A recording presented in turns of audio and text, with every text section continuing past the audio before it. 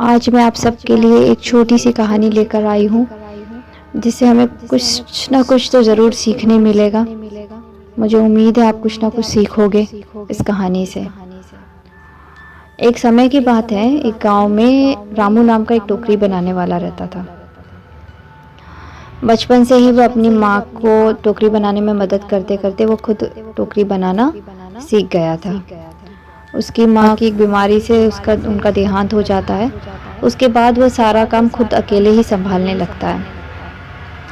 उससे बनाते बनाते उसकी क्षमता इतनी हो जाती है कि वो एक दिन में 25 से 30 टोकरी बनाने लगता है, जिसे वो बेचता और उससे उसका घर चलता था।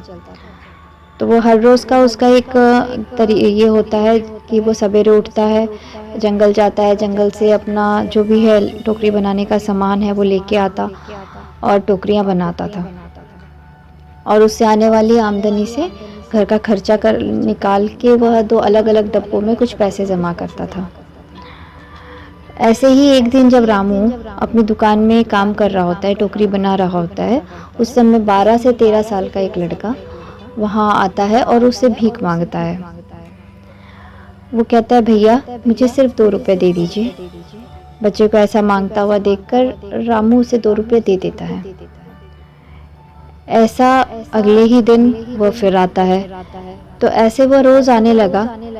ऐसा देखकर रामू से बोलता है, बेटा तुम्हारा नाम क्या है और तुम इस तरीके से भीख क्यों मांगते हो? तब वो बालक बोला, मेरा नाम वासु है और मैं रोज ऐसे मांग कर ही अपने खाने का इंतजाम करता हूँ। ये सुनकर रामू बोला, तुम्हें दिन में 3 बार समय से भोजन मिलने का मेरे पास एक उपाय है, मैं तुम्हें बताऊं? वासु बोला, वो क्या है भैया? तो रामू बोलता है, टोकरी बनाना सिखाता हूँ तुम्हें और तुम्हें दिन में 3 समय का भोजन भी दूंगा। तुम मेरे साथ रहकर यह काम करोगे? माँ बाप के ना होने के कारण और समय से भोजन ना मिलने के कारण भीख मांग के खाना खाना पड़ता था। ये सोचकर वासु रामू का प्रस्ताव स्वीकार कर लेता है और उसी दिन से वासु रामू के साथ दुकान जाने लगा और लगन से काम सीखने लगा। केवल टोकरी बनाने का ही नहीं, वह उसके साथ घर के कामों में भी हाथ बटाने लगा और नया नया काम सीखने लगा। एक दिन रामू और वासु दोनों जंगल में जाते हैं और जंगल में जाकर टोकरी बनाने का सामान लेकर आते हैं। उस समय रामू जो लकड़ियाँ होती है वो सर पे रख के लेकर आता है और आते समय उसका पैर फिसल के वो गड्ढे में गिर जाता है, जिससे कि उसे चोट लग जाती है। डॉक्टर के पास वासु से लेके जाता है और जब डॉक्टर उनको देखकर बताते हैं कि रामू का बायां हाथ टूट गया है और उससे कम 4 से 6 महीने तक उसे आराम करना पड़ेगा। तो यह सुनकर वासु सोचता है, वासु उसे घर लेकर आता है और पूरा देखभाल करता है, उसकी अच्छी तरीके से देखभाल करता है, हर काम वह खुद ही करता है। ऐसे करते करते 2 से 3 महीने बीत जाते हैं।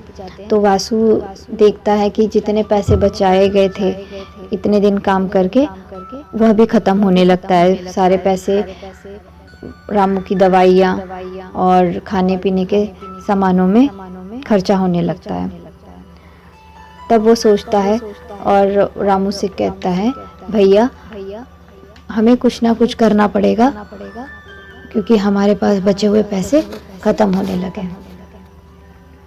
तब वह वासु अपने दुकान की तरफ जाता है और जाते हुए रास्ते में वह देखता है कि 4 बच्चे भीख मांग रहे होते हैं। उन्हें देखकर उसे अपना समय याद आ जाता है और वह उन बच्चों के पास जाकर बोलता है, बिना भीख मांगे अगर आपको 3 समय का भोजन मिले तो क्या तुम मेरे साथ आओगे? वो बच्चे हाँ बोल के वासु के साथ आ जाते हैं।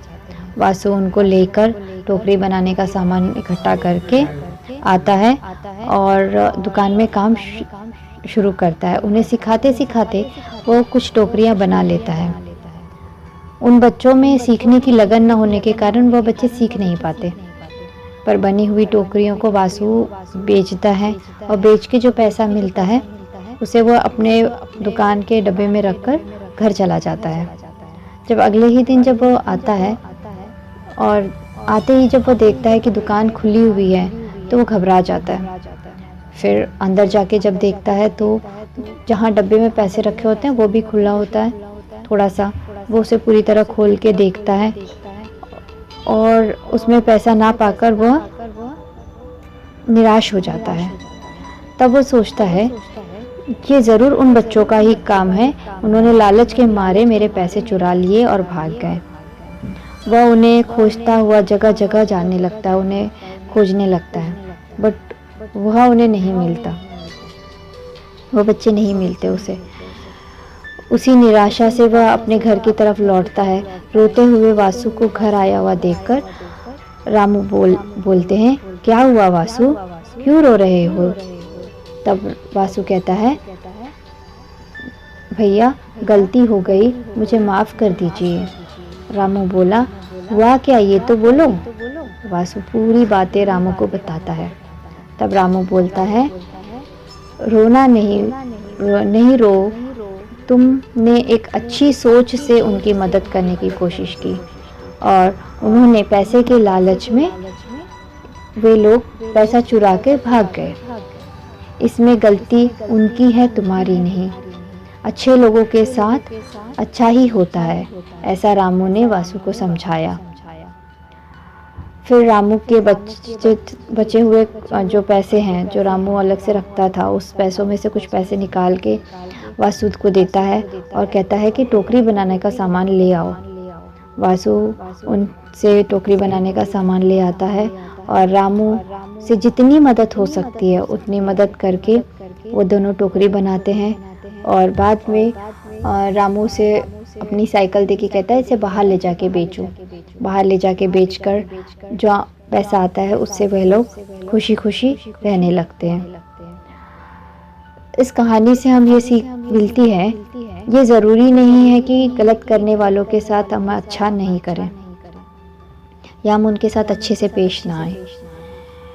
उनके स्वभाव से, उनके बर्ताव से उनका स्वभाव पता चलता है और हमारे बर्ताव से हमारा स्वभाव पता चलता है। इसीलिए जो जैसा भी करे हमें हमेशा अच्छा ही करना चाहिए। अगर आप सबको मेरी ये कहानी पसंद आई हो तो इसे ज़रूर लाइक करें और शेयर करें। Thank you. गुरु प्यारी सात संगत जी, राधा स्वामी।